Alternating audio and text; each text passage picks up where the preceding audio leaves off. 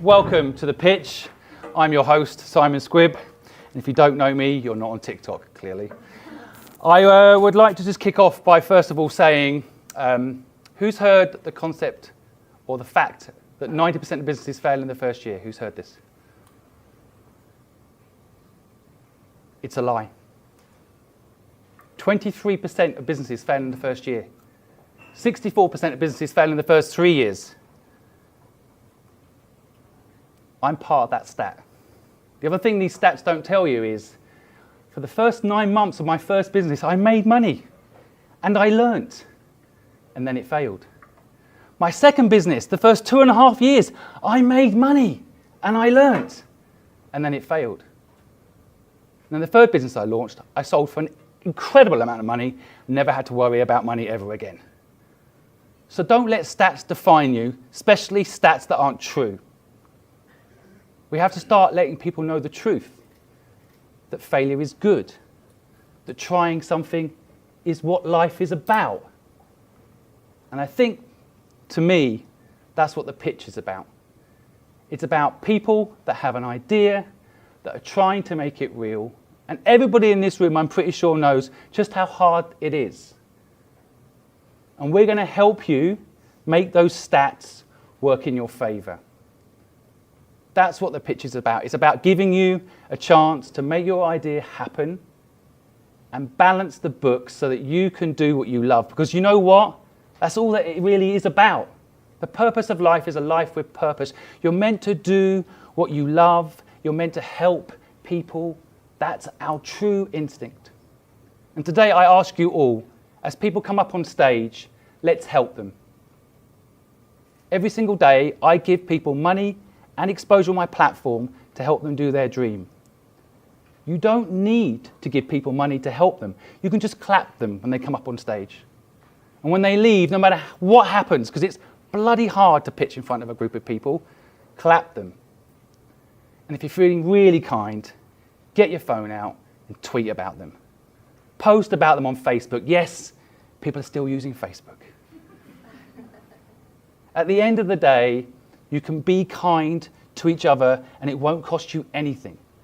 That's something we need to get back to. And again, I believe with all my heart, the reason I host these events and love doing it is because I believe The Pitch personifies that concept.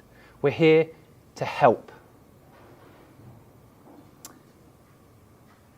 I've been told to say, and I don't want to forget to say, that The Pitch isn't a London-only thing, right? The Pitch is all over the UK.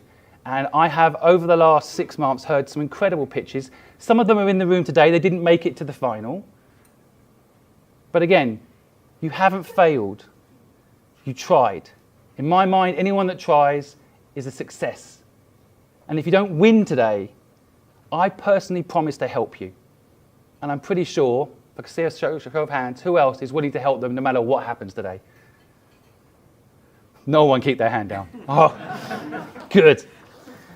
So, yeah, peer pressure, yeah. So what have you got your hand down for? I could do the comedy thing, couldn't I? Look, what have you got your hand down for? But I think it's really important that we accept that the ideas that we might hear today might not be ideas that we believe in.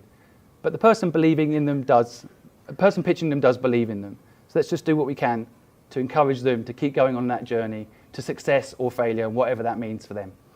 So I think we're going to kick off by having some amazing judges come up. And I think this is the time where the judges come up. I didn't see a wave. Maybe I'm doing it a bit quick. But yeah, maybe if your judges would like to come up and we can hear from them. You want to come and interview them? And we will find out how the judges think, which may help some of the people pitching understand how to pitch to them. So come on up, judges, please. So good to see so many of you here tonight. Thank you so much for coming. As Simon said, we've got a really exciting evening of pitching for you all, but I don't envy these guys. They've got the job of trying to choose the winner tonight, as well as the People's Choice. So let's get into it, hear a bit more about these guys and who you're going to be pitching to tonight. So we've got on the end here, we've got Kirsty, Principal at JamJar Investments. We've got Jamie, co-founder from Too Good To Go. We've got Gabby from Redrice Investment. And on my immediate left, we've got Sherry, who's an investor and entrepreneur. And there's a list as long as my arm in terms of her accolades. So we won't go into that. But could you just start us off, guys, by a quick intro to yourselves and the kind of businesses you invest in, or in the case of the founders, the kind of business that you run? Hi everyone, I'm Kirsty. I'm an investor at JamJar Investments. JamJar is a 100 million consumer fund based in London. The heritage of the fund is actually innocent drinks. So 3 of the 4 partners here founded Innocent in the late 90s, raised around an angel investment of about 200k to start that business. They were turned down by everybody when they went to raise it, and they eventually got the money by basically sending an email with their entire address book saying, does anyone know anyone rich? So they were very close to never getting that money, and it was actually the only outside money they ever raised. They sold the business in 2013 for north of $500 million, then set up JamJar 2 days later to basically back the next generation of consumer entrepreneurs. So we back businesses such as Deliveroo, Tails Dog Food, Wild Deodorants, Lucky Saint, which everyone should be drinking today, and lots of other brilliant consumer brands. Lovely stuff. So I'm Jamie Crummie. I'm one of the co-founders of Too Good To Go, which is a social impact company that fights food waste. So we operate here in the UK, but we also operate in 17 other countries across 2 continents, who together with 135,000 different food businesses have rescued 270 million meals from going to waste. So as I say, we're an impact-driven business.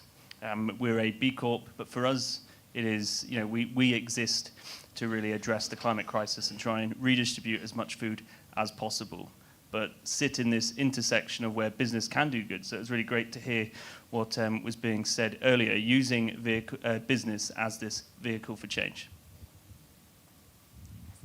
Hi everyone, I'm Gabby. I'm an investor at Redrice. We invest in early stage consumer brands and tech. And when we do that, we actually look for businesses exactly like yours that are full of purpose and mission and have a strong brand that consumers can really resonate with. The fund was set up with the idea of actually, again, similarly to JamJar, kind of bringing founders and operators to the consumer space. And so we have partners who have founded and scaled businesses globally, be that in the advertising space or the retail space.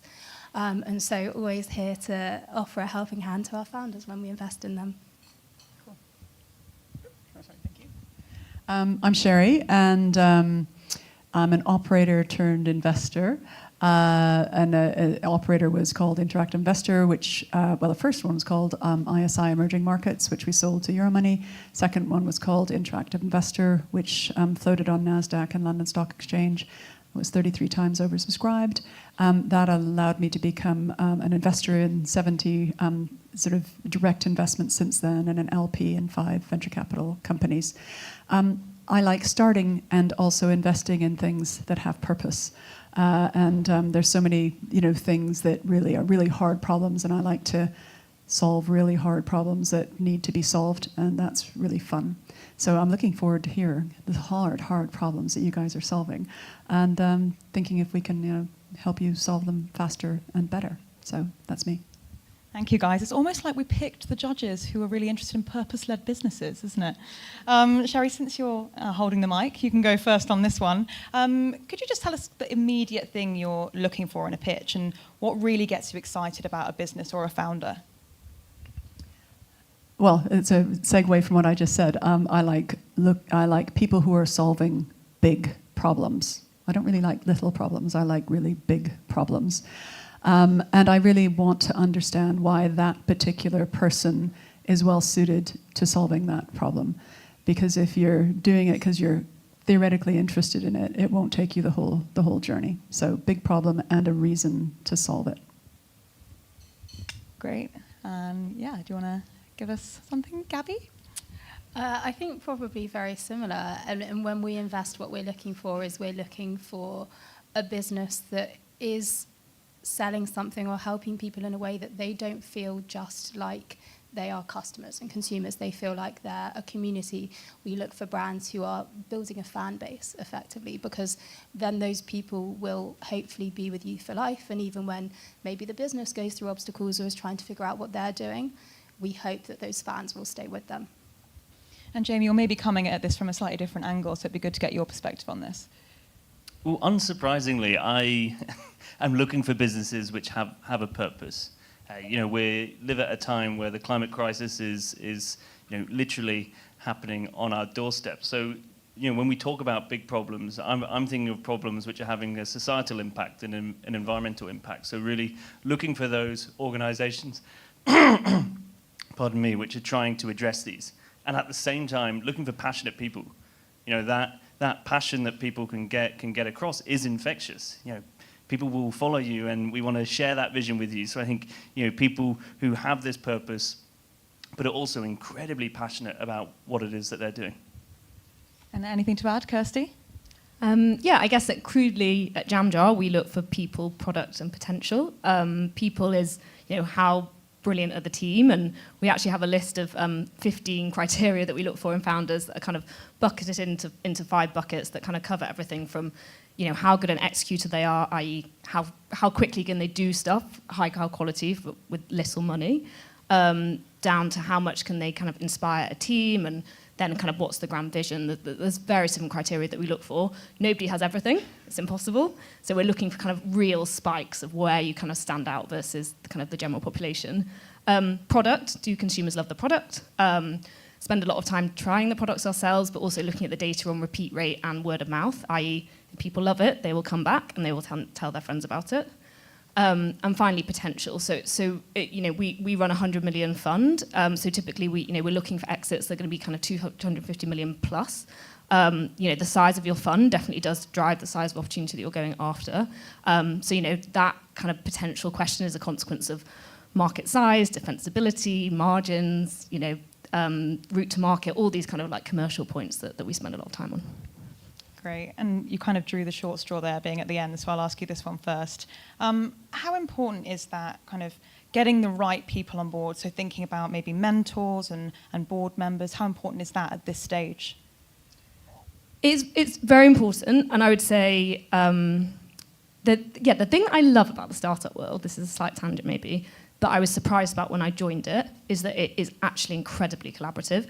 People want to share their idea and get feedback, and that is such a positive thing. And you can see the people that do that and kind of, share feedback, whether it's informally or part of a more kind of formal board or advisor role, they're the people that actually massively improve their products so much quicker.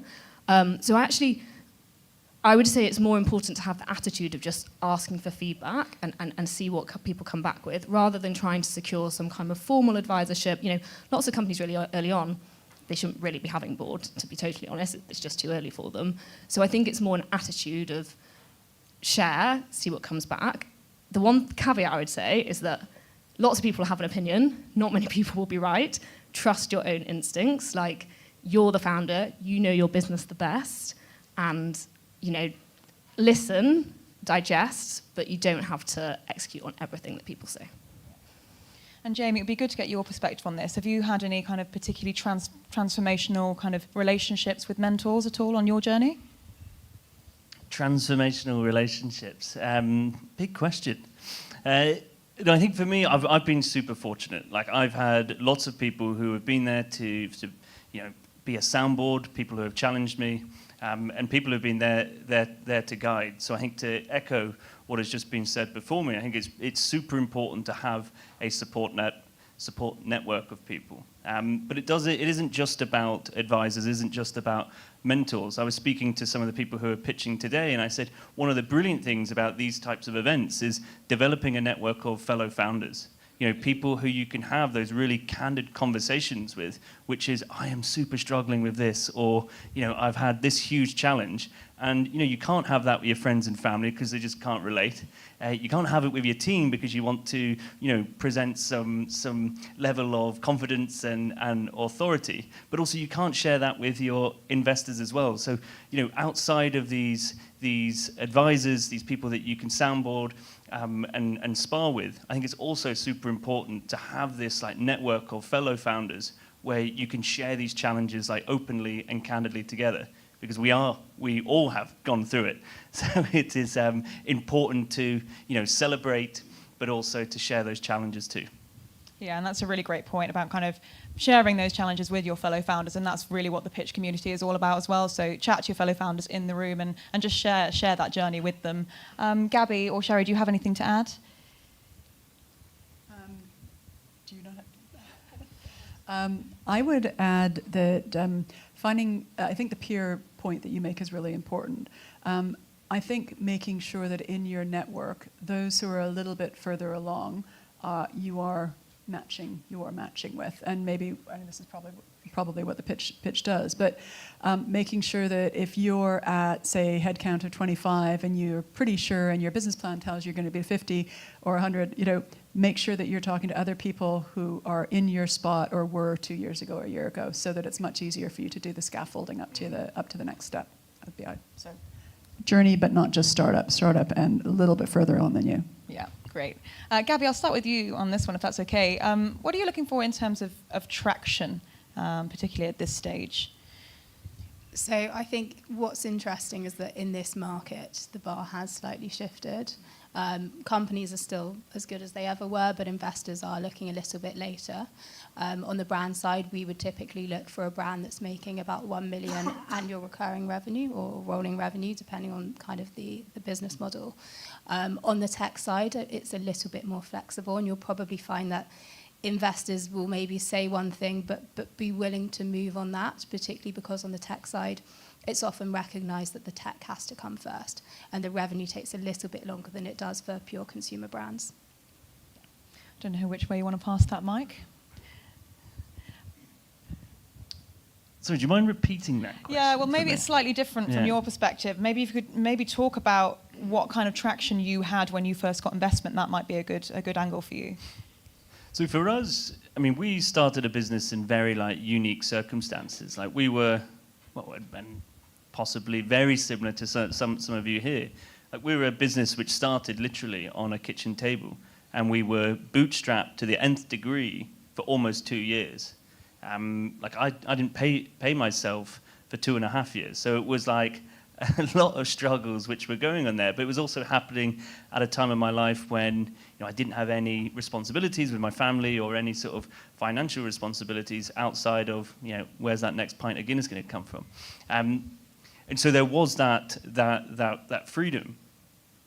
But for us, it was so important to be incredibly resourceful, and so I was wearing multiple different hats throughout the business.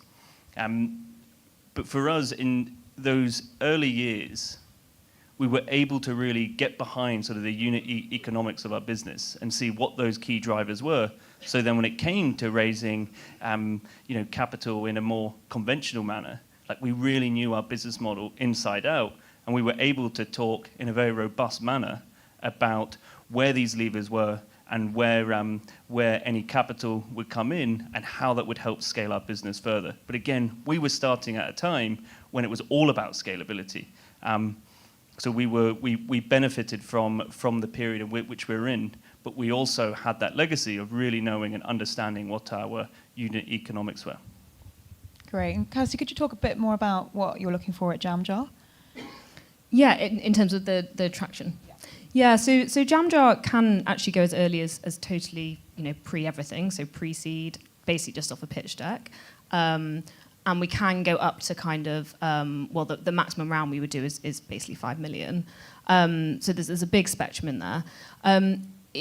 This is an incredibly annoying answer, but it depends.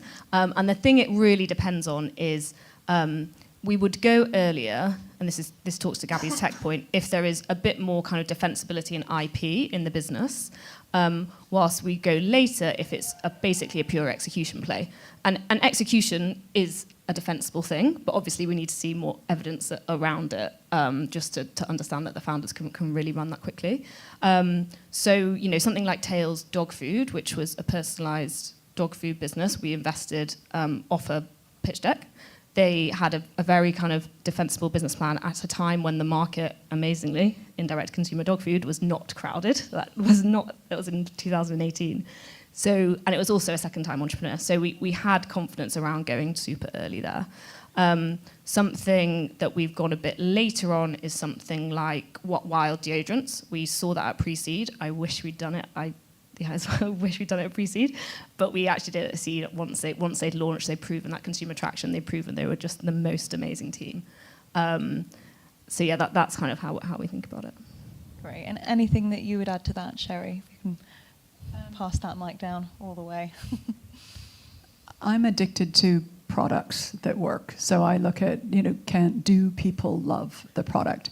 And are they buying more of it the next month, the next quarter? So for me, it's I really want to know that there's something there, and that also the team is obsessed with continuing to make it better, because that widens up the gap between others. So aside from that, I agree with everything else.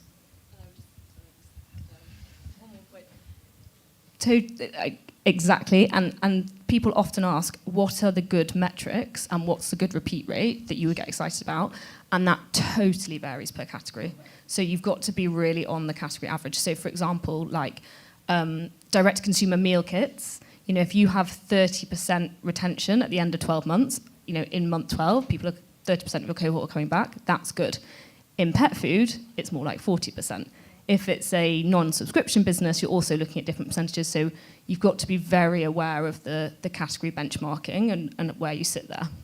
There's not just there's never a one-size-fits-all answer, unfortunately. A lot to think about there, guys. I hope you're taking notes. Jamie, I want to come back to you for this one, if possible. Thinking about kind of your biggest learning curve, and maybe something unexpected that people maybe might not think of unless they've kind of been through this journey. Unexpected learnings. Well, maybe I start with the really obvious ones. And for me, it's all about like simplicity of your communication. I think there's a tendency for us all to try and like overcomplicate things. But really, it is just trying to make that pitch as simple as possible. And it's a skill which is transferable as to whether you're pitching to an investor, whether you're pitching to a prospective client or partner, and also how you communicate the value to your end customer and end user. So I think it really sort of lays in that simplicity. Another big learning for me, and one I'm probably still learning, is the capacity to focus.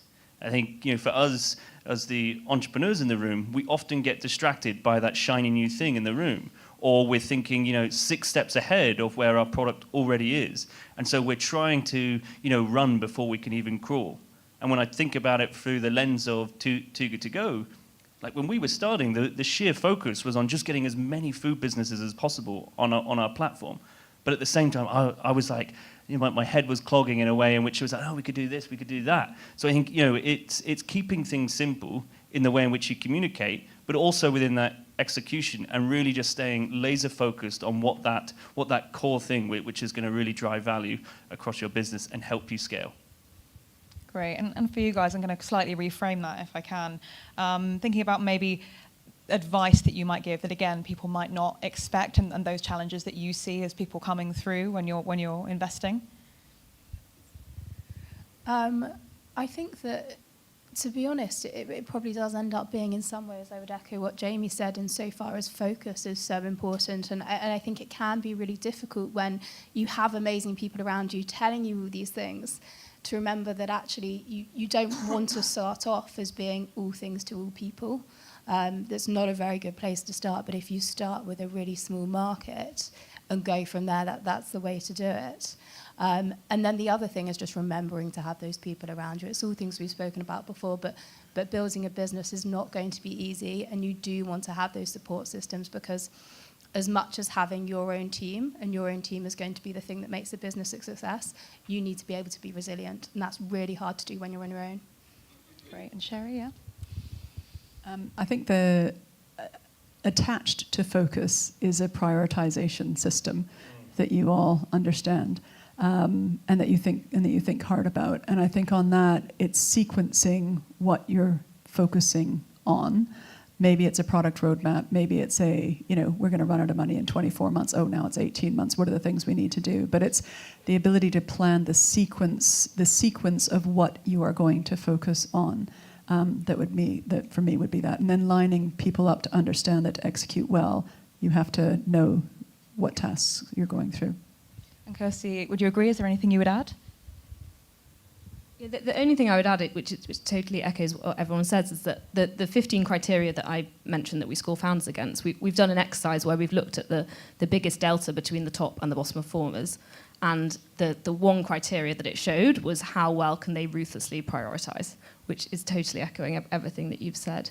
The one thing I would also add, I think, in this environment is, I think, given the last few years that we've had and potentially what's happening currently, we are telling all our founders two things. One is think of the round of money that you've just raised or are just closing. Think of that as the last round of funding you will ever have, and go for profitability. And then you may well raise again, but at least you can do it from a position of strength. And do more with less. I know that's really hard, but yeah, capital efficiency is incredibly, incredibly important, and you just don't want to be on this treadmill of funding. And then linked to that, I think, is we're also telling people to think very carefully about how rigid you make your business, i.e. don't make commitments that you can't undo quickly. I think flexibility in this environment is totally key. So don't make commitments you can't undo quickly. Think about all your contracts in a way and set them up and structure them in a way that can be flexible. That was, almost one of Innocent's almost undoings in 2008 was kind of fruit contracts that weren't flexible, and it was one of their really big learnings. So we've been trying to talk to the portfolio a lot about that. Excellent. Just a couple more from me, and then we'll go to the audience. Obviously, talked a lot about purpose-led businesses, but are there any kind of sectors or technologies in particular that you guys are excited about? Or kind of do a quick fire down the row? Oh, what I've been looking at recently. I have been looking at hybrid veterinary clinics. Really interesting business in that pets, we love. In this environment, there's actually three sectors that seem to be doing really well in consumer, a lot are not. One is beauty, one is pets, and one is travel. Even though people have less money, that they are still spending a lot. Within that pet sector, I spent a lot of time on hybrid veterinary clinics, and it's very interesting because people spend a lot on their pets. People are spending far more on their health, on the health of the pet, because people are breeding, unfortunately, not very healthy pets with all these designer breeds, so they need more healthcare. And they're also treating them like children as people are delaying having children. So there's all these brilliant, demand dynamics. At the same time, in that market, the consumer is kind of totally underserved, and I think private equity have not done a very good job with the roll-ups here in the UK. So there's some really interesting stuff that you can do with tech to make that consumer experience much better, both for the pet, the consumer, and the vet. So we're spending a lot of time there. We haven't done anything yet, but I'm excited about it. Quickly for myself, it's businesses which I share the same values with. So it's businesses which I feel are having a purpose and are delivering social or environmental value to society. So two other businesses I'm involved in. One is in the circular economy within the circularity use of packaging, and another is looking into animal feed. So really addressing our agri-food systems and how we can create more sustainable animal feed with a less reliance on soy production. I think there's a whole host that are of categories that are purpose-driven and will do massively well over the next couple of years. I would say that two that we're really excited about at the moment are mental health, and also what I would call the re-commerce ecosystem. There's been so many apps like Vinted and Depop that have really focused on the P2P, and one of our portfolio companies is By Rotation, which is peer-to-peer fashion rental. But on the brand side, they're going to want to participate in that from a revenue perspective, and also because they're going to want to own the brand journey the whole way through. So looking for solutions that enable brands to manage resale, rental, upcycling, recycling, and all of that's really coming along. And so finding the software that can enable that is going to be, I think, a big thing in the next couple of years. So I like B to B to C, SaaS. And there's two verticals that I'm really very excited about. One is the mental health vertical, which we were talking about earlier. And that is where you're using data between the clinician and the patient to supercharge what the clinician can do, because it allows them to see things that they might not be able to see, and to be more efficient and to get the same outcomes that they would like faster. And IESO is one of them in that I've invested in that I like. And the second is in learning. I think the reconfigurability of humans, and particularly adults, to acquire other skills so they can do whatever they need to do, is something that I'm fascinated by, and that underlies my investment in Superpower, which gives superpowers to individuals as they try to help their companies do things. And if you're not using Superpower yet, you should all use it. But those are huge markets that are pretty wide open, where data and ML and AI can make an incredible difference, and the systemic economics are beautiful. And if you can get that going, you can get it viral, and you can have a $1 billion revenue company. And I like things that I can see getting through to $1 billion in revenues, not just valuation. So much to be excited about. It's fantastic. We've actually run out of time for audience questions, so save those for the networking afterwards. Log those away. Just before we finish up, can you just do a quick down the line? Where can people find you and connect with you? LinkedIn. LinkedIn, or if you want to pitch, you can do that through our website. Retweet. LinkedIn. You can actually just email me. It's Kirsty@jamjarinvestments.com. My inbox is a bit insane, but I will get back to you, I promise. It just might take a while. Great, thank you. Can we have a massive round of applause for our fantastic judges, everyone? Thank you. Right, we're going to get into some pitching now. So welcome Simon back on stage, and we'll get into it. Thank you very much, everyone. Thank you. Thank you.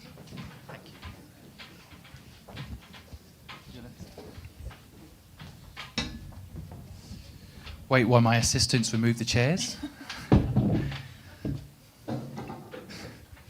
I'm not coming back next year, am I? The boss removes the chairs.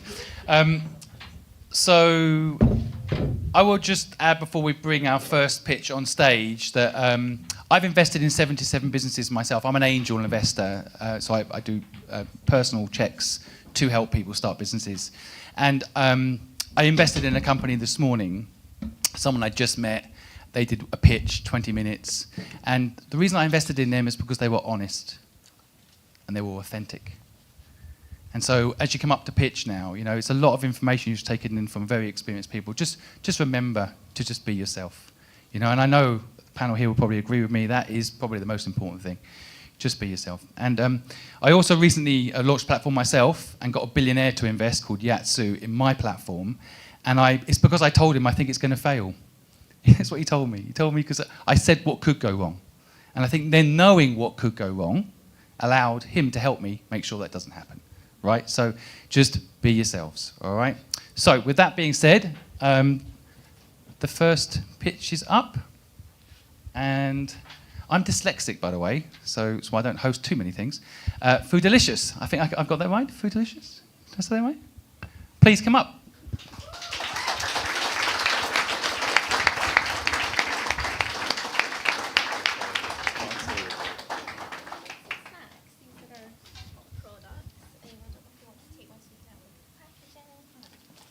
I'll go for chocolate.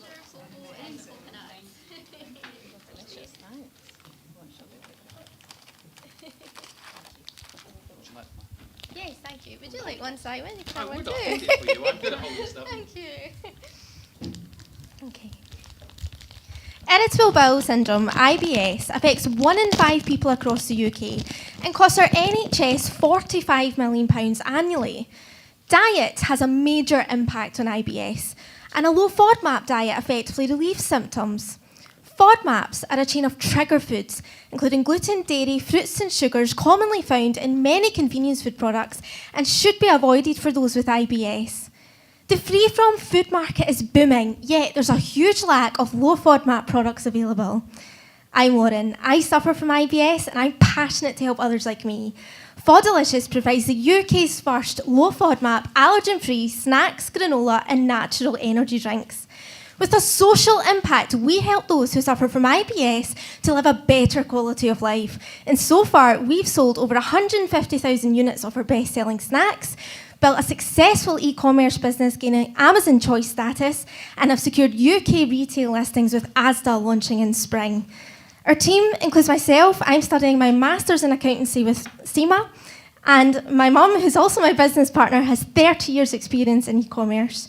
We've also built up our board of advisors, including the chairman of Nairn's Oat Cakes, and we have a wide support network, including the food innovation team at Queen Margaret University, and have 2 fully skilled manufacturing partners. And we're pitching today to raise investment of £150,000 in order to scale our business to ultimately continue helping those who suffer from IBS to access our products. Thank you.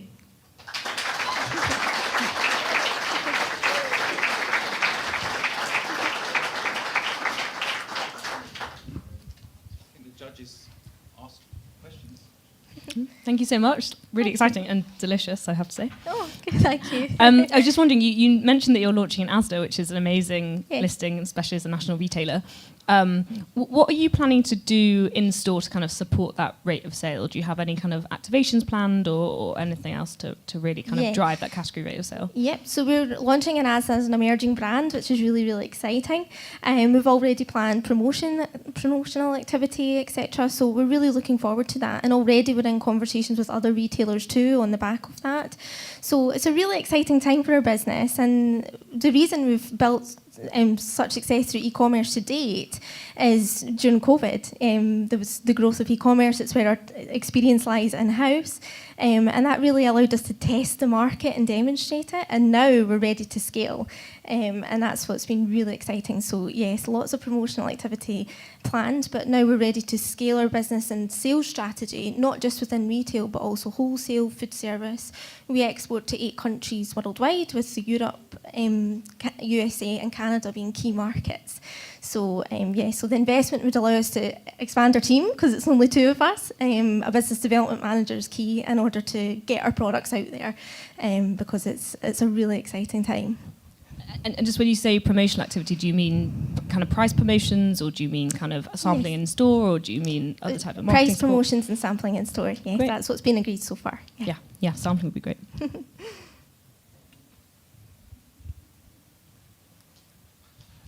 Just a quick one from me. You said 150,000 units have been sold. Yes. So congrats on that, and again, congrats on a great pitch as well. Just curious to know, what has sort of been the laddering up of those sales? Like, is that across a 2-year period, or a bit more elaboration on that would be super. That's across a 1-year period since we've relaunched our snacks. So when we first developed our cookie buttons, they were very much prototype in a pouch before we moved to BRC scaled manufacturers. So we've sold that amount of volume just with our snack products that you see in front of you just in the last year through our e-commerce business.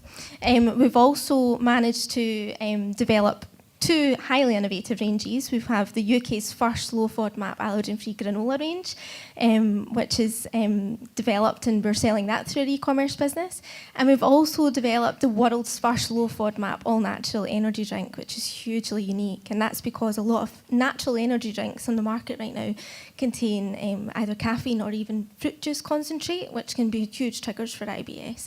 So the investment that we're looking for would allow us to scale that range with our manufacturing partner in order to make it retail ready, to get that product out to retail and similarly replicate what we're currently doing with our snack products, because there's so much demand and our customers don't have any other options. You know, we are a UK's first and a world's first for our drinks.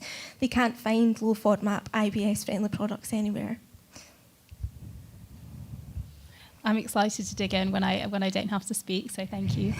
And so in terms of when you were coming up with the products, how did you decide which products to start with? So you started with the cookie buttons, and totally understand why you moved into drinks. What was that process like? So as an IBS sufferer myself, I kind of had an idea, where do people struggle with IBS to find products? We also went out with doing big market research surveys in order to ask people who suffered from IBS, what is your main pain point of finding products. So we started off with snacks because they're ambient, they've got a long shelf life, and it allows us to scale our distribution. But we also figured out that breakfast is a huge problem for people with IBS. So that's why we developed our granola range. And we also work closely with Queen Margaret University, which is where I'm currently studying my postgraduate, and they're home to the Scottish Centre for Food Development and Innovation. So they do lots of market research too, and that's where we developed our innovative drinks. We do own all IP on all of our product recipes, even though we outsource our manufacturing. But we did that in order to scale our business, and right now we've been lean to date, which is good. Well, congratulations on selling 150,000 units Thank you. with two people. That's brilliant. How many different products or SKUs would you have for that 150, and which are you seeing the most traction on, or the greatest quarter-on-quarter growth from at the moment? So our snacks are our Cocoa Crunch is our best seller, which you see, and then our ginger and coconut are very popular too. And that was through the advice of my mentor, who Nairn's Oatcakes. He said, pick 3 flavours and really concentrate on what the market wants. And we did some market research, and these were the 3 flavours that came back. So they're responsible for the market growth of our products. But our Cocoa Crunch is our best seller across all countries worldwide, actually. And it's because the pain point, they're not just for IBS, they're also top 14 allergen free. So a nut-free cookie is a big movement right now with the growth in food allergies, and really popular with kids too. So yeah, we've hit a lot of targets. We're also 100% recyclable packaging, and we were recently featured in the British Baker for that. And we're one of the first companies within the bakery space in order to launch recyclable packaging for our biscuits. Thank you. I've been given the job to interrupt you, but I loved hearing your speech. Thank you so much for sharing your wonderful pitch. Please. Just quickly, how can people buy it from you now? Can people buy it from you now? Yes, so you can buy it through our website, Fodilicious.com, or through Amazon. Okay, well, so I've got 3.4 million followers on my social media. Just make sure they heard that. Did everybody hear that? Did everyone hear it? Yeah, they're nodding apparently. Yeah. Okay, good. Good. Thank you so much. Up next is Elifinty. That's that one? Elifinty. Elifinty. Welcome. Goodbye. Hello. Hello. Hi. I have to say I'm not the co-founder of Elifinty. I'm here because his baby arrived 4 weeks early when I did the semi-final, and he made me come tonight, so I'm here for that reason. No family in the UK is unaffected by the current economic situation and the cost of living crisis. Unsecured debt in the UK is currently at 400 billion. And at the first half of this year, 8 million people borrowed money to pay their energy bill. There are 21 million people who are suffering or experiencing the impacts of debt, most of whom will need some kind of support. The system is broken. It's broken for households whose debt's increasing. It's broken for debt advisors who don't have the capacity to give the support that they want. And it's broken for creditors whose costs of collection are going up, where actually their rates of recovery are going down. Born from the passion of our ex-JP Morgan founder, Elifinty's mission is to create a world that's free from problem debt through one AI platform which connects creditors, debt advisors, and households in an ethically focused way. We do this by putting customers on a customer-focused journey that's tailored to their needs, therefore creating a long-term financial resilience for them, improving recoveries for creditors at the same time. Our business model is subscription-based license fee and a registration fee. Our target market are creditors who have debt risk across a large customer base, debt advisors, and also anybody who's in household debt. We currently are on track to have revenue of 2.5 million in this financial year and a 3 million expected revenue from contract value of 10.7 million, supporting 700,000 customers. Our ask today is for 1.5 million to support the growth of our business and to deliver on contracts. And from a team perspective, we have a strong C-suite from FAS, KPMG, and JP Morgan. And as a team, we're all passionate about creating a world that's free from problem debt. Thank you.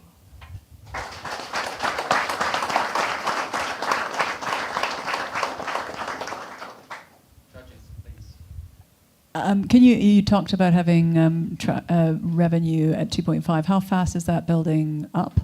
So if it's 2.5 now on a quarter by quarter basis, what's the growth looking like? So we're focusing on 2 accounts a quarter because we're focusing on organisations that have large customer bases. It's quite a high contract value from that perspective. So the average contract value, 100,000 more or less? More or less, yeah. Cool. A very important issue to be focusing on, so fantastic. In terms of how you get from 2.5 to where you want to be in 12 months, 18 months, what does that journey look like for you? So we start off in terms of the registration fee, but when customers come into our world, actually what we want to have as part of their financial resilience is give them access to, you might say, normalised products. So switch them onto products that they may not have opportunity to use otherwise, of which there would be commission income from that. And also the amount of data that we would then start to gather in terms of understanding people's behaviour and what leads them into debt and how we can further support them in coming out of that there will be opportunities for that from a monetised perspective. Great pitch as well. I was curious to hear a bit more about the team. So you mentioned you have a C-suite. Could you sort of elaborate on what that team size looked like? Yep. And then you mentioned, experience from KPMG and so on and so forth. Could you as well sort of elaborate on what sort of that years of experience within that financial market is as well? So our founder, Maysam, he was originally a banker. He was the one who was at JP Morgan. He became passionate about this from back in 2008 when he went to Iceland to call in the loans of that failing economy and actually saw people's lives ruined overnight. So he then spent a bit of time in the banks looking to see if he could change that, realised that they're quite staid in kind of at that time in how they do things. So that's when he set up Elifinty. So he's been working in that world for quite a long time. We have our Chief Legal Officer who's been working in the world of entrepreneur and scale-ups for a significant amount of time. Myself, my background is working in vulnerability and putting vulnerability schemes together for utility companies, and I've been doing that for 4 years before coming to Elifinty, which is my year anniversary today, so that's a nice present for me. So yeah, we're kind of breadth of experience. And sorry, just quickly then, so the size of the team, is it the 3 of you? No. So we have 24, right, okay. in our business. So in terms of developers, product management, legal, sales, myself, so yeah. I'm getting told from the back of the room that I have to wind up. I don't know who to intrude on the investor to stop talking or the entrepreneur to stop talking. You go ahead. I can't do it. Go on, you go. Yeah, brilliant business and amazing mission. My question was going to be, of the clients that you've approached that have decided not to work with you, what's been the main reason why?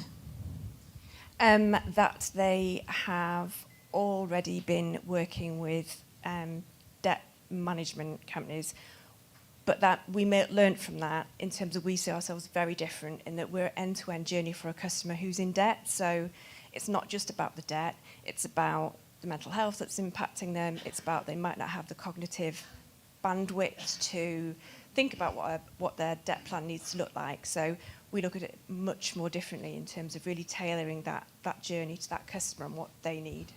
Thank you. Thank you so much. Wonderful pitch. I hope you get more equity in the company for doing that today. Well done. Actually, debt is something I have a real issue with. Right now, just a side point, but there's an organisation called Go Henry, which help young people get bank accounts. And they've got a petition going in right now to try and get the government to make it mandatory that we teach financial literacy to our kids. It is crazy we're not doing that, right? To help people not get into debt and learn from a young age how money works. If you could all do that, type in Go Henry, government petition. If we get 10,000 signatures, the government has to listen. Right? We have to help our young people understand how to manage money. So, very important subject. Next up is Flux. That's easy. I said that without worrying. Welcome. Thank you for making it an easy company name. Thank you. Thank you. Hi everyone, my name is Radovan Gallo. I'm the co-founder and CEO of Flux Aviation. we are working on electrifying and decarbonizing all domestic and regional flights. These are some of the most polluting flights in service today, with all journeys shorter than 500 miles, together accounting for over 20% of all aviation emissions. This is part of our vision to build a more connected future where everyone has access to low-cost and zero-emission transportation options, giving them access to better education, better healthcare, and better career opportunities. I am a chartered aerospace engineer with experience from Formula One, and my co-founder Neo has spent years developing cutting-edge electric motors at Dyson. Together, and with a lot of support from Innovate UK, we have developed a unique battery pack design that is key to enabling electric flight. In your typical electric car, if anything happens to your battery, you can stop by the side of the road and jump out. You don't have that luxury when you're cruising at 30,000 feet in the air. Our patent-pending battery modules are therefore not just incredibly lightweight, but also extremely safe, in order to meet and exceed all aerospace safety standards. We are starting by electrifying the training aircraft market. Earlier this year, we have raised our pre-seed round, and that has allowed us to move into our own premises and grow the in-house engineering team. But since then, in just 6 months, we have successfully tested our static prototype, we have demonstrated our next generation battery modules, and now work is starting on our flying aircraft demonstrator. We are on track for our first test flight in April 2024, and we have already secured letters of intent from our launch customers. We will be opening our seed round in the next few months, and we would love to connect with interested deep tech investors to build the future of aviation together. Thank you.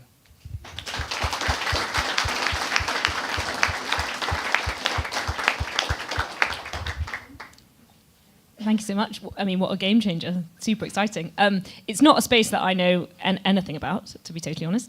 So actually my question is, can you talk a bit about the competition and other people that are doing something similar?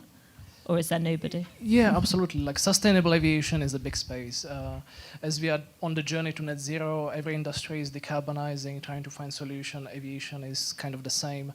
A lot of people are trying to solve this problem through hydrogen. So there's a lot of focus on hydrogen technologies as the next power source. We are trying to tackle this problem using batteries because we see a lot of progress happening there and a lot of future potential in the battery space still to be commercialized.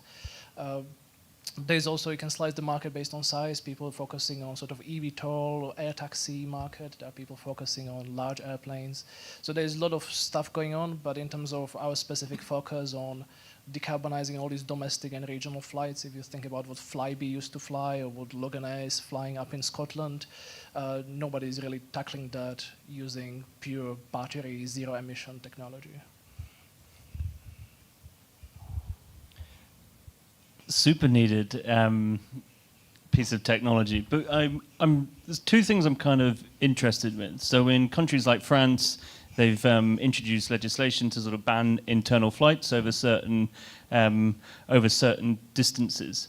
So how would your business stack up in a ever-changing sort of regulated and policy environment for those domestic flights? Would there be an opportunity for you to have these to be non-domestic and actually international flights as well? And then the second thing as well, it was around sort of the cost.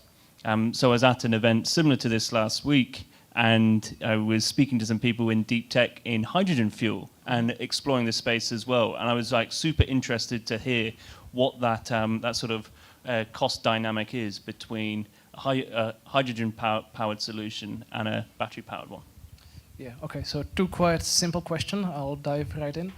So first of all, in terms of policy, and yeah, in Europe there's a big focus on high-speed rail. That high-speed rail is the focus of domestic travel. Let's move people onto high-speed rail, ban domestic flights.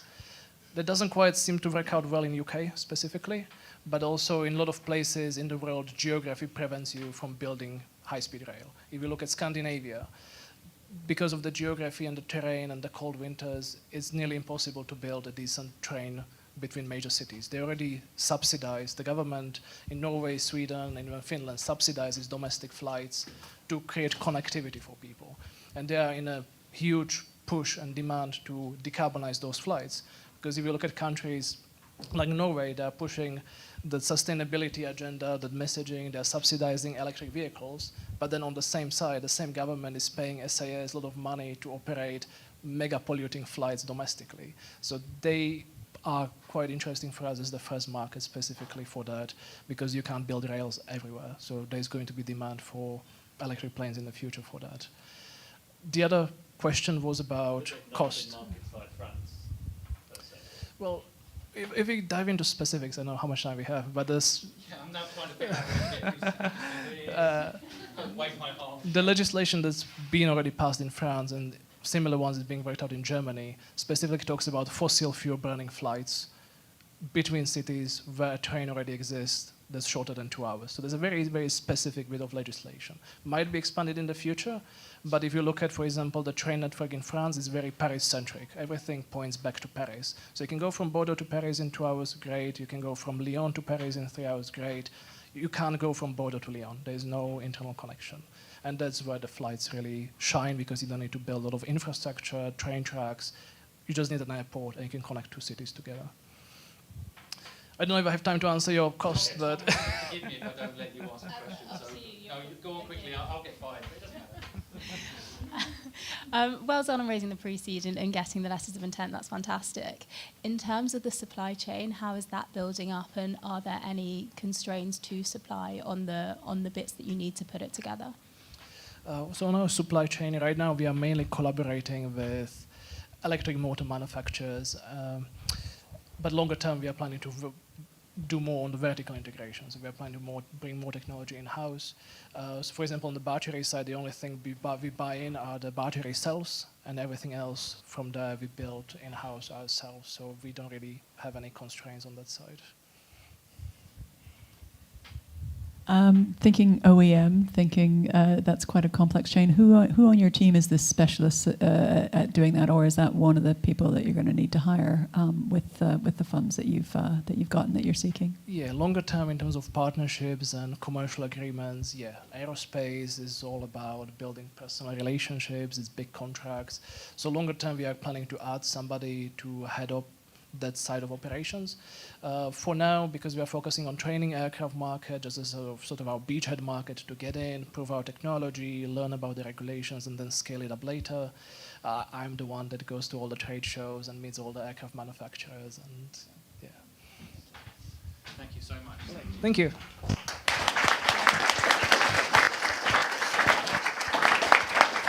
You can replace me with a bit of technology called a buzzer. Could we just get a little bell? They're back there going, no, stop. And this charming lady here is like, just one quick question. I can't say no to investors. It's just not possible. All right, next up is Shroot. Is that right? Did I say it right? Shroot. Come on up. Do you want to? Oh, wow. Okay, thank you. All right, well, that's kind. Thank you. Appreciate it. If it grows. No, that's grand. I've practiced this far with it, so... I'm Ollie, a passionate eco-entrepreneur running Shroot alongside my full-time as a project manager. Since childhood, I've had sustainability in my heart. At 16, winning Greenpeace's Global Save the Arctic competition alongside campaigning for animal rights landed me on the front page of every newspaper and TV. Seeing Shroot, a once failing business that lost over 20k in 2 years, I saw potential and impact. After acquiring it late last year, I managed to turn it around into a profitable venture while maintaining my day job, studying at uni, and occasionally sleeping. You see, Shroot isn't your average gift company. Our eco-friendly and sustainable greetings cards come with everything you need to grow microgreens, including the pot, just add water. It's a card, a gift, a snack, and an experience all in one. We've managed to reduce our margin from these from £2.56 to just 35p, boosting our markup. No, sorry, our unit cost from these from £2.56 to 35p, boosting our margin to 96% and our markup to 2,103%. With 834 million single-use cards sold every year in the UK, our sustainable alternative has won Gift of the Year 2022, voted Best Mother's Day gift by The Independent, and we also featured on ITV's This Morning with Holly and Phil, which I used to be able to brag about before all that drama happened. It's not all bad, though, as this year we have partnered with Vodafone for both Mother's and Father's Day, selling 15,000 units in 2 weeks, making over 60 grand, with another campaign booked for December.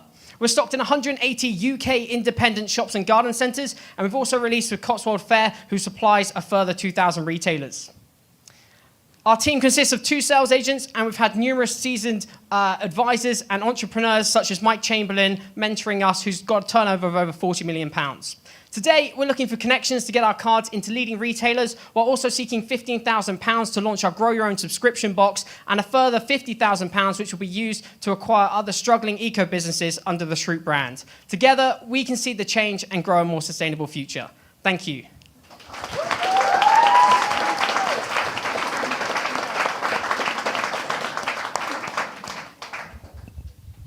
What fun. Who do you not have on your team that you need? Who's your next hire, and why do you need them? So currently, I only have me on my team, but I was very blessed that yesterday we won the Enterprise Nation Fund. So I'm also going to be mentored for the next 12 months by Timothy Armu, who sold Fanbytes for 20 million and is co-founder. So I'm very excited to bring him. I'm not bring him on, but bring him to me and have him tell me who I need. Currently, it's only me. I'm doing this part-time. I do it because I enjoy it. Some people climb mountains, and I sell packets of dirt. But, you know, when Vodafone campaigns happen, I book 2 weeks off work, and I've got 2 weeks making, like, if you go on my TikTok, we got 10,000 followers, me teaching people, me trying to turn around this failing business, which I started 3 days before I bought it. And yeah, I just booked the 2 weeks off work, and for flat out for those 2 weeks, I worked 12-hour days, making these in my living room, posting them all, putting the 15,000 labels on them as well. So yeah, it'd be helpers, but I've already looked into getting robots to help me instead, like having ones make the seeds and make the pouches. But yeah, that's about it. That's about it. I feel very energized, and when you do start hiring a team, I imagine you'll have no problem Bless at you. all. What are you most surprised and also concerned about? Most surprised that my first email in owning the company from November 22nd was to Vodafone, and they came back and said yes. Most concerned about, I would say, trying to get into a big retailer. It's very hard. We're a luxury card, so like I said, these are 96% margin. That's the price that we used to sell these for, which is $8.95. They retail for $8.95, but we sell them wholesale $3.71. I mean, if you're a big boy like Tesco, it'll probably be much less. But it's trying to get our foot in the door, knowing that this is a luxury card. We've already had ZSL, Harrods, Oliver Bonas, Selfridges. I can keep listing these brands until you smile. All say that they're interested in us. And the good thing is we can customize all of this. It's all done in my bedroom, actually my office, sorry. Much more technical term, where I do all these designs. So they come to us with what they want, and then we design it, go back to them, and they're like, yes, we'll take that one. Who's your ideal retailer? I would say it would have to be M&S, John Lewis, any of the high-end retail, because luxury cards for people who want to give a bit more than a gift, but not just send a card. This is your ideal. It sends as a large letter. So yeah, it'd be any of those ones. I asked for passion and you delivered, so awesome. More of a question then on as you scale up. So you've talked about your office/bedroom and design. It is just an office, not a bedroom, by the way. I misspoke. Look, I used to live in my own office, so yeah, we can have a drink over that. But my question is more about scaling up. So if you were to land a contract with M&S, yep, would you be able to say yes straight away, or would there be some sort of delays? The only delay would me be saying, look, give us 4 weeks and we'll get you your stock. That's pretty much our thing. And then it would be a lot of pizza and wine as I get people over and expel all my friends, slowly start losing them on Facebook. Yeah, it'd be basically that until we got storage space. But storage space would be super easy. These are all flat pack until we make them. So everything is kind of compartmentalized until we have to go and make it. It's not a question. It's just a comment of. Yeah, I mean, like, talk about getting shit done with little resource. It's brilliant, and like, it really, totally hats off to you. It's amazing. Well done. Bless you. Thank you very much. Thank you so much. If you don't give 5 out of 5 for presentation on that, judges, I never want to talk to you again, ever. That was amazing. I feel energized. Do you feel energized? Isn't it amazing? Isn't the next person really lucky because we all feel so energized, right? Who's up next? Twinn Health. Come on up.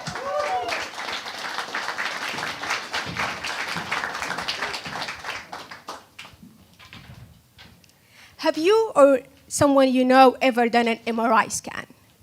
In the UK, there are 4 million MRI scans that are conducted annually. This generates data with images enough to fit 1,000 football stadiums. Shockingly, only 5% of these data get analyzed. So we're looking at 50 out of the 1,000 stadiums that we have. And this is a massive wasted opportunity. Now imagine if these unused data came back to save you from a stroke or metabolic disease, years in advance at fraction of the cost and with greater accuracy than traditional tools. Think of them as a lens into diseases of prevention that we're currently underutilizing.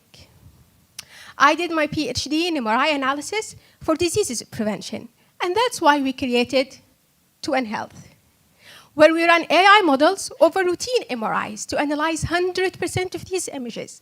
And with that, we foresee diseases up to 10 years earlier and help NHS and private clinics save up to £30 billion that currently spent on late diagnosis.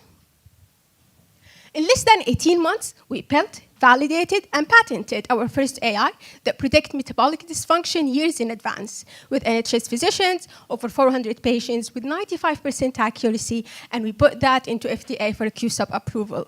We have an expanding client base from Serena Clinic in London to Meta Longevity in Florida, and very soon in the Middle East with a chain of 370 clinics and full software launch in 9 months. We are a spin-off Imperial College London. We raised money from 500 startups, angel physicians who filled the pain in the neck, VC and grant support.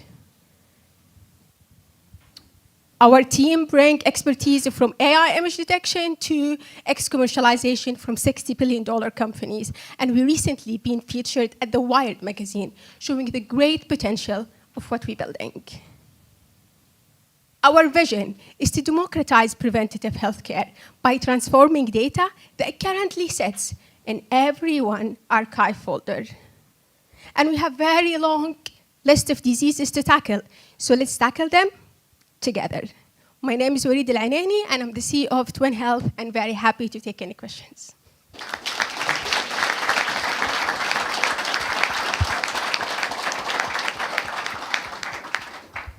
Thank you so much. I mean, sounds amazing. Healthcare is obviously a really interesting go-to-market strategy in various different countries. Can you talk a bit about the go-to-market in the UK and maybe then where you'd go next internationally? It's interesting that you've already gone international so early.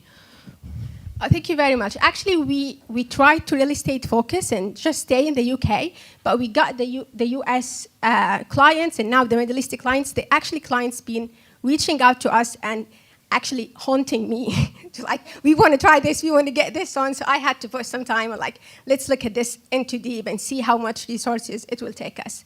We are a spin-off Imperial College London, where we started, and naturally that's where we had connections, and that's where we knew the healthcare system here.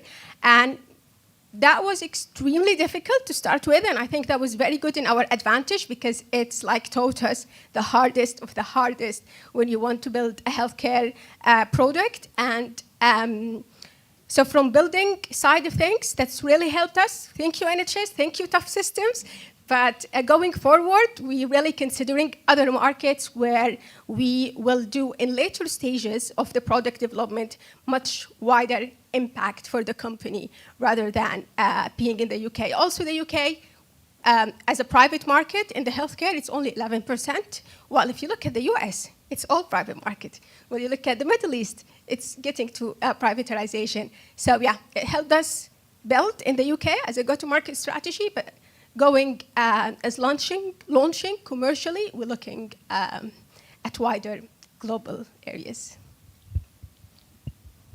Just building on that as well, what is the split then right now between business coming from the US versus the Middle East?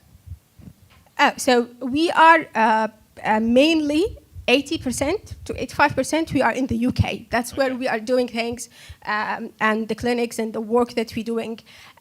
In the US, we have a chain in Florida that we are doing pilots with. And then in the Middle East, we are starting these conversations to get this product going. These are all like recent stuff that's been happening into our product roadmap. If I'm understanding correctly, it sounds like the data that's coming in terms of the number of scans that you're analysing, the more you get, the better you will be able to provide support to your clients in terms of them understanding. Have you just been receiving MRIs from the clients you're working with, or is there a database more broadly that you've been able to tap into? Yeah, very good question. So we built it from a data that we used from previous work. But then we iterate in that and we validate that with the MRIs that we got.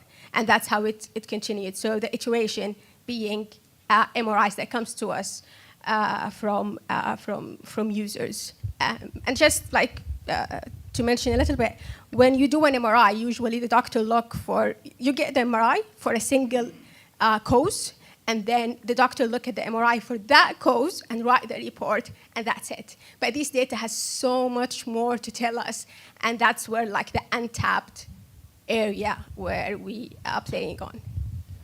I don't know what to do. Do you sell to insurance companies, to the doctors, or to the people whose MRIs it is? I didn't quite understand your business model, and maybe it differs per market, but curious about that. Sorry. It's an important question. Yeah, sure, thank you. So we have multiple rev streams. One of them that we currently use is the clinics and the doctors. And we got a team new now to look at like therapeutic angles with pharma companies, to IV, the biomarkers and the software we have. And there is also insurance down the line. So these all like potential streams, but probably for later.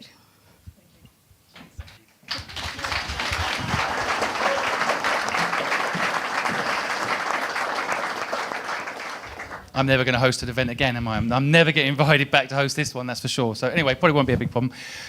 I do rely on this gig. I just want you to know that. I don't get paid, but I enjoy it. So thanks, I'm getting fired. 3 Robins, you're next.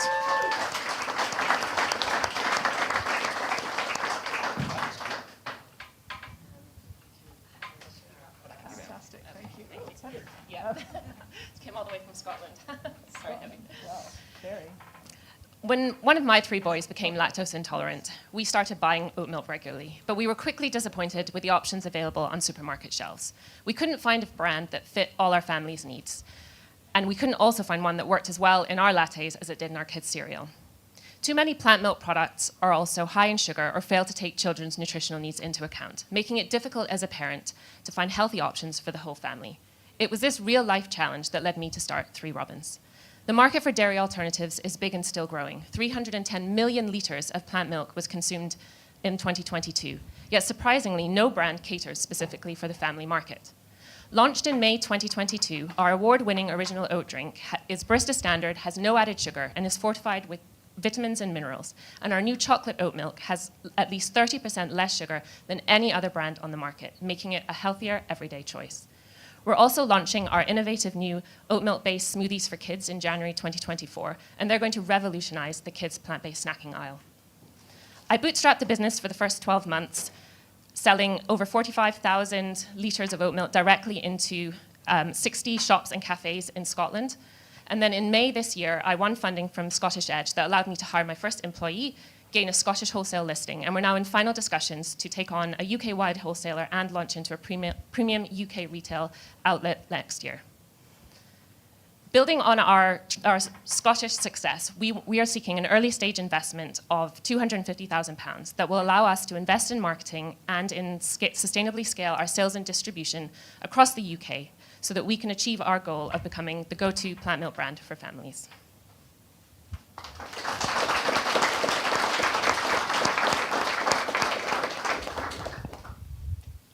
I just have 4.5 seconds. You talk a little bit more about the team and the skills that you don't currently have that you will add next in order to get to your goal. Sure. So I have an advisory team around me who are helping, including like a former Waitrose buyer, and 3 Robins is also one of 10 challenger brands selected to join the Good Food Programme, which is run by Mission Ventures. So we have 2 years of business support from exited food and drink founders who are helping us with commercial strategy and also achieving the goal of getting onto supermarket shelves. Hi, Karen. It's good to see you. Yeah, me too. Amazing. I love it. And I think it is so important because, as you say, that there really isn't a family-focused brand. In terms of that cash, what do you want to use it for? And do you have alternative sources of finance for working capital? Yeah, so at the moment we still have some of the funding that we won through the Scottish Edge competition in Scotland, but we will be needing to raise money in order to scale our production, which is where we're going to achieve better economies of scale, in order to hopefully bring better efficiencies across the business, which will help improve our margins. And I've now forgotten the first part of your question. What's the cash being used for that you're raising? Yeah, the cash, sorry, of course. Yeah, so marketing is going to be really important to us. It's obviously a crowded category. We want to set ourselves apart and have people know who we are, building the brand awareness before we can make that jump into retail. Big retail will be crucial. We have also won funding for an STV nationwide ad next year, which we're hoping to then be able to build a whole marketing campaign around that to help drive the brand awareness as we're growing our distribution at the same time. So really sort of the money will be marketing and then also to ramp up our production batches. Please go ahead. I'm 5 already. Do you want to jump in? We spoke before, so I feel like I'm cheating here. But really, congrats on what you've built so far. It'd be really interesting to hear as well over these past sort of 12 months what that sort of number of units have been that you've distributed. Yeah, so we've been going for just under 18 months. So the first 12 months, it was just over 45,000. And in the last 6 months, it's about 35,000.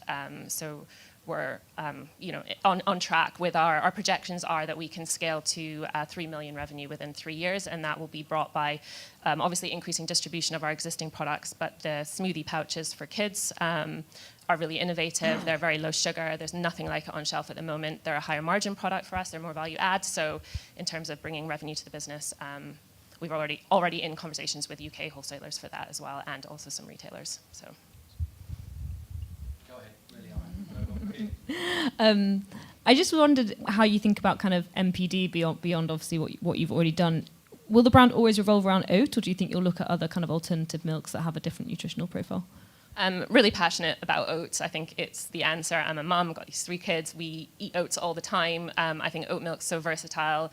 It can be used as a base, so we already have fully developed recipes for some oat milk kind of ice lollies that we can roll out as well. There's lots of potential innovation. Our goal is really to own the family breakfast table, to own those snacking occasions, and I think that opens up possibility for lots of exciting NPD for the brand.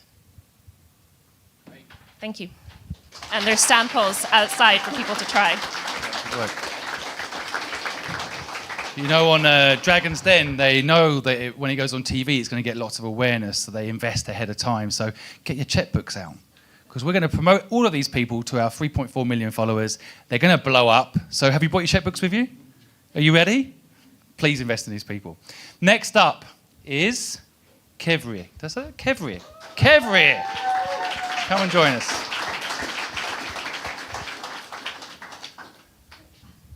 Thank you very much.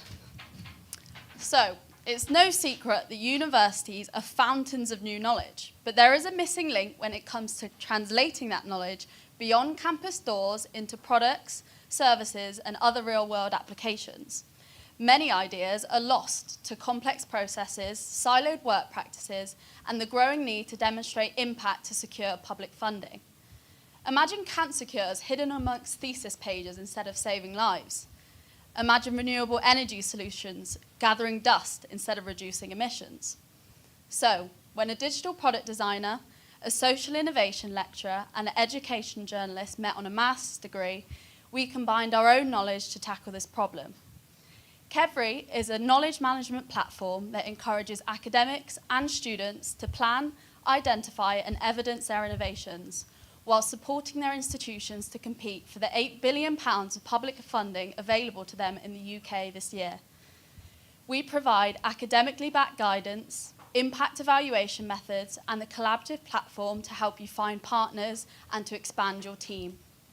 In just over a year since our launch, we've propelled 408 projects into life, secured 110,000 in revenue, 160,000 in grants, and all whilst maintaining a 100% license renewal.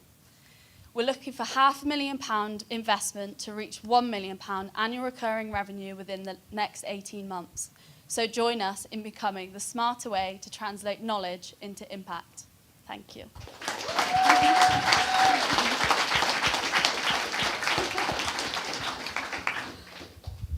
Super interesting, and yeah, love solving the inefficiencies. Could you just flesh out a bit more about kind of the consumer journey? If I'm a researcher at university, how exactly I use the platform end to end? Yeah, so generally, I guess going a bit before that, so we license the software to the university as a whole, and then that will be for anyone within the institution, be that people reporting on projects or the academics carrying out the project. So the general user journey for a academic or a researcher would be that they have an idea, maybe they have a partner, but they don't know what form it's going to come into, or maybe they've just done some research and they think it might turn into a product, but they don't know how. So they come onto the platform, they'd log an idea, that then generates a case study that sort of educates them on how to shape that project into a product or a service or a partnership. That case study can then be shared to a feed where they can find, at the moment, it will be team members, but that will be expanded to looking for partners, looking for funding, all within a collaborative feed. And then finally, on the other side of that, you've then got all of that data from those case studies aggregated into frameworks, which their university can then use towards public funding. So that's the whole kind of journey from start to finish. And what's the traction been like so far from universities when you've been speaking to them? It's been really great. We've got 5 university clients at the moment. One of which we've had before it was really a proper software product, and they've stuck with us from the beginning. What's really great about it is it's the first of its kind that's a kind of bottom-up approach to data and knowledge management. So rather than it being someone, managing the data within the research department that doesn't really have an idea of what's going on the ground, what we're trying to do is kind of go from the bottom up and say, you've got this project, you've got this idea. We really kind of feel really passionate about it. And actually what we're seeing is we're kind of surfacing a lot more projects than they would know otherwise. So there's a lot of kind of underreported data that we're managing to sort of dig up from academics and researchers. So yeah, really good. 2 questions, if I may. Who are you selling into at universities? And the second question is, what metrics are you tracking to show to universities that it's successful? Yeah. So generally our main user, our sort of who we're selling it to, is the sort of research and knowledge exchange managers. So they're the ones reporting on the data. That's normally the decision maker with the budget as well, and it will go towards that. Sorry, I've forgotten the second question. What metrics are you tracking to show to universities that the software is enabling them in some way? So there's been a bit of a mixture. We have a lot of social and economic output metrics in there. We use the theory of change to track the sort of narrative of project from sort of input to output to outcome. And a lot of that narrative, a lot of universities love to see that as the story, and that's why that's what they're trying to get back, is that narrative and see what impact they're creating. But equally, as I've mentioned, a lot of it goes into public funding and how much funding they get as an institution. So a really easy one as well is just to see over the time that we've worked with them, you've had X amount more in funding is an easier one. I think you do it. Go on. Everyone okay? Should I ask one more question? Hands up. We'll do a crowdsourcing question, and then the management can't tell me off. So you're serving almost like the tech transfer office to surface more things at the university. Have you thought about an extension of the model to serving the person who's having the idea so that they can find something in other universities around the world? It's more that's the who are you serving and what would be the next step possibly? Yeah, definitely. So one thing that we've seen a big shift in higher education is what was once tech transfer is now knowledge transfer. So it's a lot broader than just creating a technical product as such. So in that sense, a lot of it is more focused on process and creating partnerships and building, meaningful projects that aren't just products and services. So in that sense, this very much kind of comes back to our feed. So that will eventually be a public feed that you can get other universities involved in. You can bring other partners into your project and potentially even investors as well. So we're really about the collaboration. So that's very much at the heart of everything. Thank you. Great work. Okay, EdenFiftyOne. That's making me feel very relaxed. That's logo. Good work. Your logo makes me feel relaxed. You make me feel relaxed. Look at you. Thanks very much. Hi, guys. English is the language of global opportunity, but there is no standardized system to support the teaching and learning process, to bridge the islands of education and employment, or to facilitate a critical route out of poverty for millions of people. 4 days after completing my English degree, I was diagnosed dyslexic. Within 12 months, I had fast-tracked as a state school English teacher and set out on a mission to demystify and democratise the learning process. Over a 15-year career, I studied hundreds of exam board specifications and identified only 51 universal skills at the core of English education.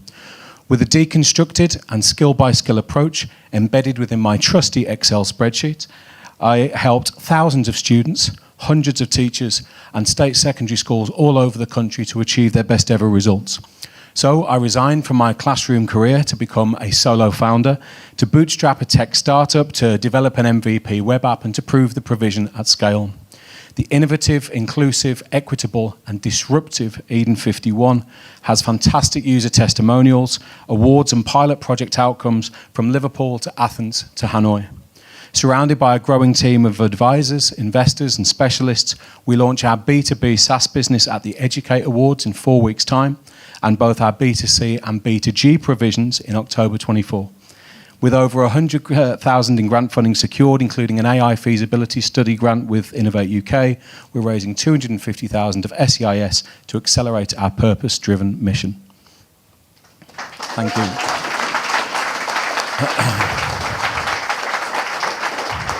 That'll teach me to use my phone. My mom just phoned me, and if you notice me pressing the hang-up button, she called me while I was trying to read from that. That's awesome. I mentioned earlier this is one of my sweet spots, so I have 250,000 questions, if that's okay. Okay. So I'd love to talk later. Mm-hmm. But how big is the market that you're serving? Clearly, with your platform, what do you think your revenues could be in 5 years' time, and what be the best deal that you could get out of this evening? Okay, there's a lot to unpack in there. Despite our best geopolitical efforts, English is still the world's language. With 1.5 billion learners as an international language, it's then the next seven international languages combined that add up to 0.2 billion. EdTech and English language, EdTech specifically, has got the APAC region is absolutely huge for the growth. I think it's 45% of English language teaching EdTech across the APAC, which is why I was out at Bet Asia last year with the Department for Business and Trade, meeting with ministries, because I want this to be a B2G provision. Unfortunately, it will probably be easier for me to sell this into countries than it is to sell it into schools down the road because of the bureaucracy. So English is the world's language. EdTech is growing. English language itself has got a CAGR, I think, of 17%, looking at being approximately 100 billion, I think, by 2027, if TechNavio statistics are to be believed. I have to believe them because I have nothing else to go on. This is absolutely huge, and you've got 44% of teachers signed from the National Education Union survey in April 22 saying they want to leave the profession by 2027. Who's replacing them? So if we can give them something first and foremost that keeps them in, reduces their workload, wonderful. But for all of the people that go in at 22, 23, who are their mentors? So the Innovate study that I've got with LJMU is a digital publishing of me. so that even though I've left the profession, having been a nationwide specialist leader of education, a 5 times head of department, I'm trying to publish everything that I've done digitally to put it back into an AI provision. So EdenFiftyOne, rather than having Alexa, will have EFO. So it'll have a character to speak to that you can ask, whether that's for a teacher training purpose or for a student.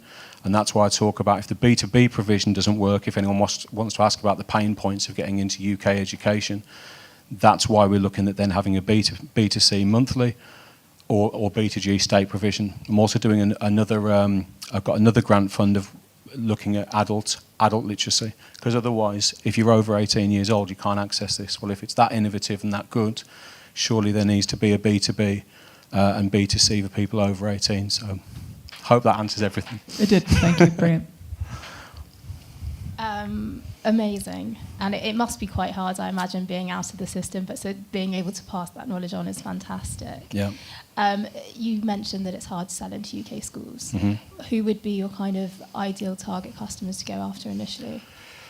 So the way to get into UK schools, unfortunately, through middle companies, because the way that schools work now, you approach a school with a cold call, even a warm call, for somebody as specialist, experienced, successful as I've been in secondary education. Even me firing an email to a school, I'm one of 2,000 emails that they get that day.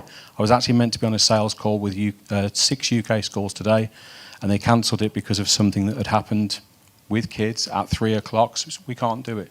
The middle companies are the ones that facilitate between the two of you. And as much as I'd like to not go down that route, schools saying to the middle company, we need something for our language and literacy provision because it's worth more points to the school than any other subject, and it's worth more points to the students in terms of life chances than any other subject, because they can't access their other subjects without that literacy leading to language, whether they take on literature as a plus point after that.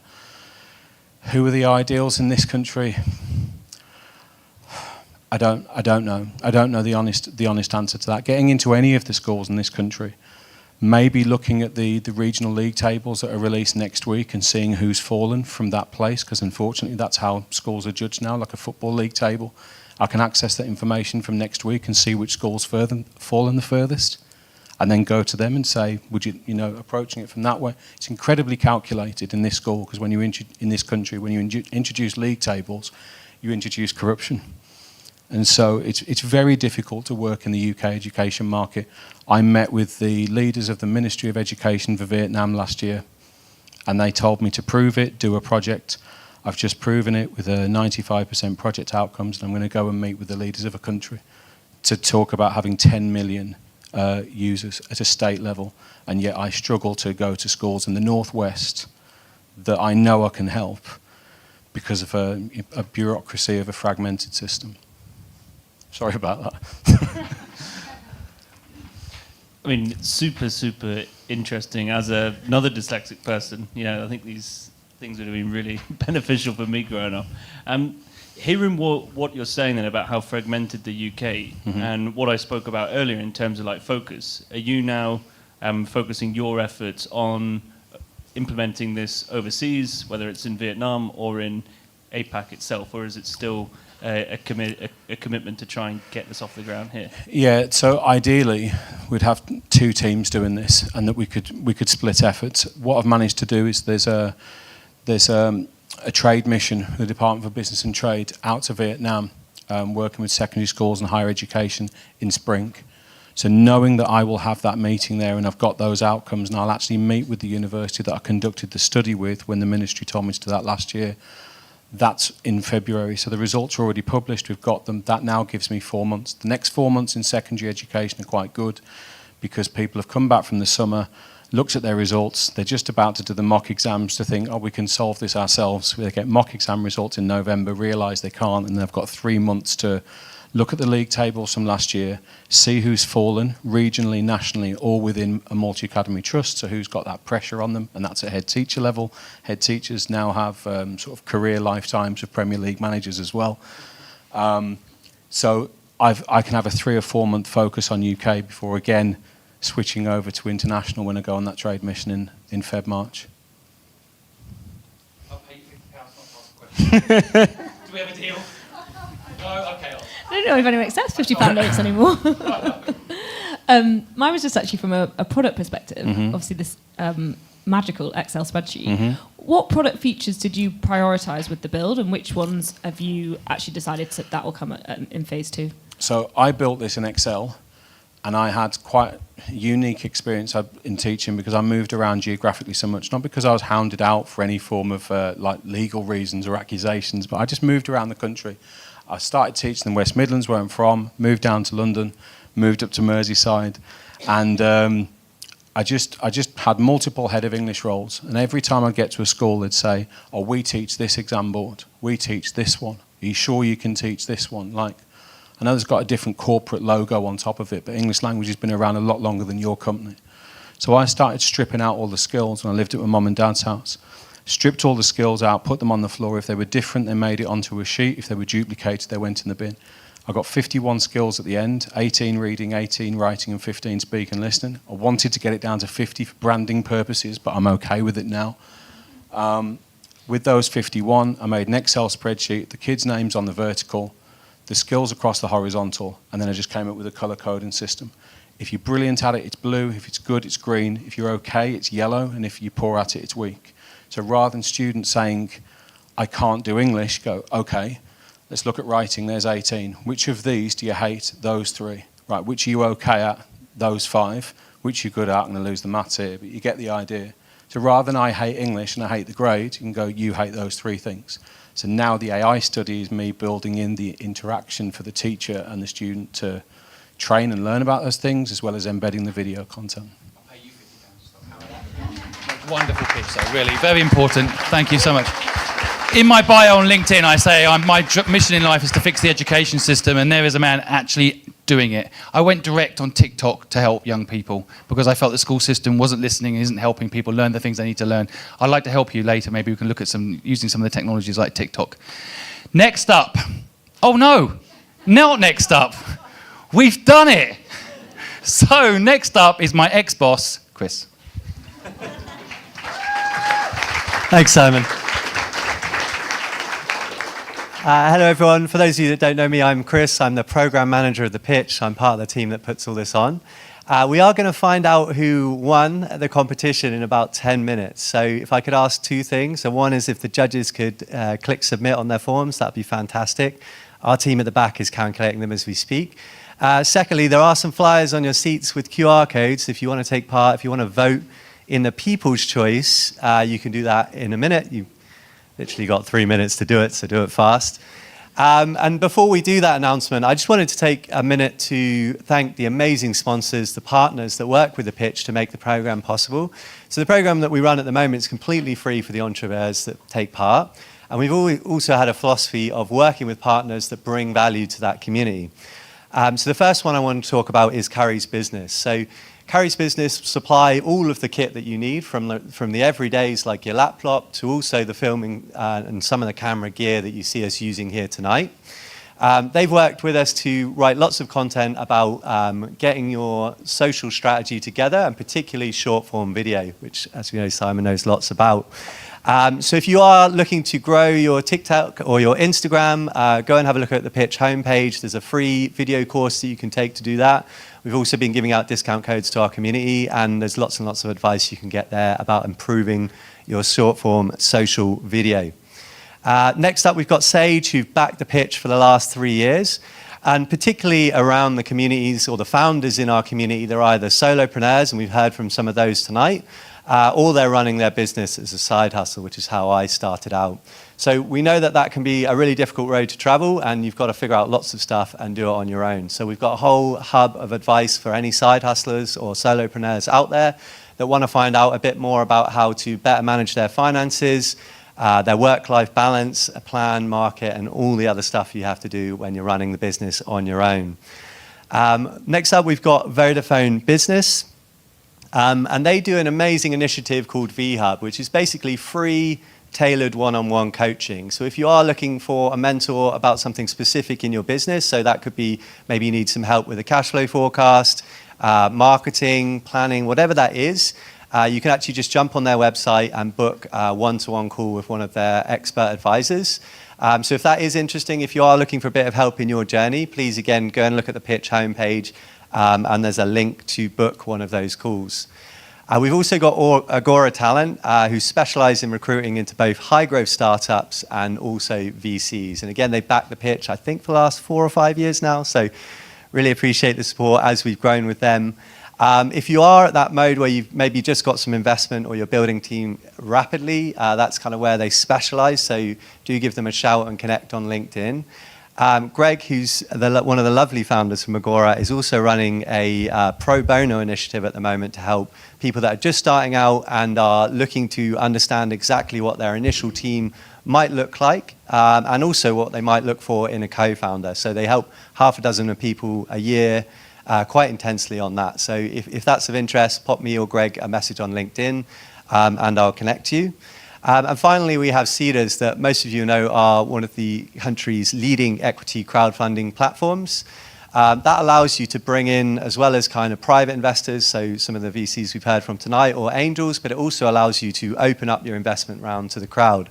Now, that's an incredibly powerful thing to do because it allows you to market your business. It allows you to increase the amount of capital that you raise in a round, but it also allows you to get your customers, your supporters, your suppliers, and so on to have skin in the game. So even if somebody's put £10 into your business as part of your crowd round, that they then are going to be advocates of your business, shout about what you do, and support you. So a great opportunity there for those of you that are raising funding. And that's our supporters for this year. I'd love to go to the judges and just get a quick kind of summary comment of what you kind of thought of the cohort tonight. Maybe as you've got the mic, we can start. Yeah, I thought the passion was amazing. I'm not an entrepreneur. I actually don't think I have what it takes, but I'm totally in awe of everyone that does. Yes, you do. Everybody can start a business. Yeah. Yeah, huge congratulations to everyone who's pitched. As has been said earlier, it's daunting being up there for sure, and I think everyone held their own. So really, really big congrats to all of them. Echoing everyone else's thoughts, the pitches were amazing. Standing up on the stage in front of an audience is never easy, and I really hope they get the funding they're looking for. Great, Sherry. I'd say the same thing. It was really inspiring. I like having glimpses into what the future is going to look like, and it's going to look a lot better as a result of these guys. So, and what you're doing to help them. So, thank you. Brilliant. That was lovely. And I think just as I'm getting sort of still calculating, yeah. Okay. I know you were talking about maybe picking one winner yourself as well to support. So I don't know if you want to do that now, right off the cuff.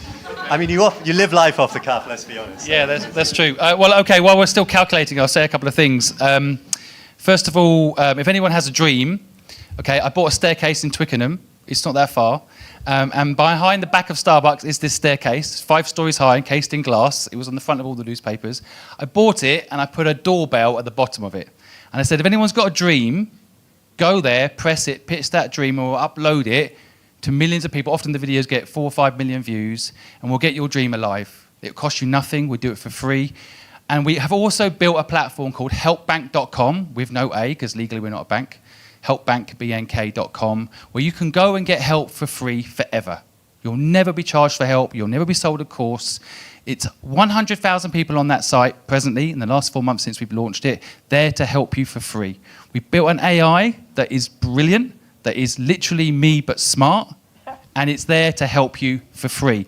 Plus, if you want to help someone for free, you can go on that site whenever it suits you and help someone. And someone that helps people every single day, it's the most rewarding thing I've ever done, to help someone else without any expectation of anything in return. And you can do it when it suits you, which I think is a big problem with help. People want to help. 99.999% of people are good, despite what the media tell us. They're good, and they want to help. So go on there and help. But also, if you do go on there and help, and you end up in our leaderboard of top 50, we pay you to help people for free. Okay? Now, I can't pick a winner right now, so I'm going to say to all the people that pitched, come and talk to us afterwards. I've got my whole team here. We make short-form content for free for founders to help them launch their businesses. Most of the businesses are raising money for marketing, and we'll try and help you for free get your business noticed so that the investors have less of their money wasted on marketing, so that you can spend all that money on hiring a real office instead of a bedroom. All right? So make that happen. And if we can help you, my team are all here. We're here to help you. And I look forward to seeing these amazing businesses become part of our futures. Please go and buy the products if you can. Please tweet about them. That won't cost you anything. Share whatever you can about the pitches tonight to help the people that have inspired you, maybe to go and do your dream. Thank you, everybody. So I'm going to get Simon to announce the overall pitch winner in a second. We're going to have to wait for the People's Choice, slight technical glitch, but we will announce... No technical glitch. You didn't see anything there. Yeah, Simon, so if you want to start by announcing the People's Choice, that would be amazing. Yeah, I'm being replaced by the iPhone 16 next year. It has a little alarm bell on it. That's all. I'm replaced. So this is the last time a human is going to read this out. Are you ready? People's Choice winner. Shut down. Battery run out. Hold on a minute. No. Oliver from Shroot.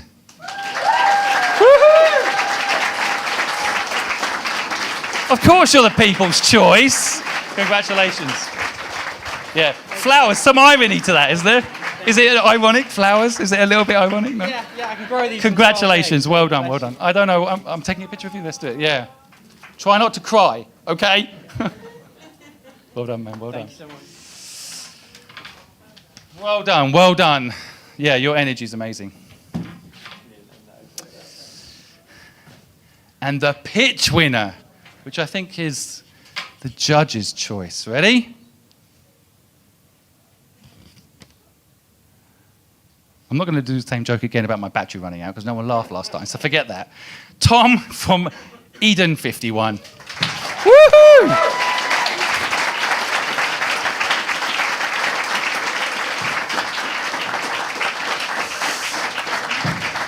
Flowers for your mum.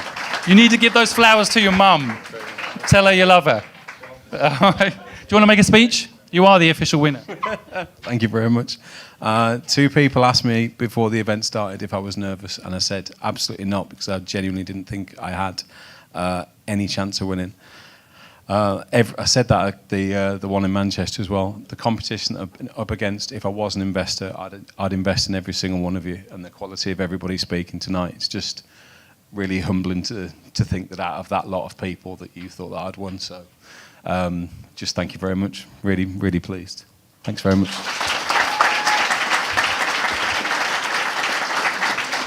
Now remember, no one's a loser. No one lost. Everyone got here because they're great. They're in the final, right? That is not easy. So congratulations to everybody that pitched this evening.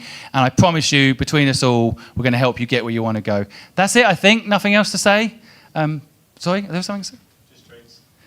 Just drinks on you, whatever everyone wants? Yeah, okay. So go and get drinks. Have fun. Enjoy yourselves, socialise, and enjoy your lives. See you, everybody.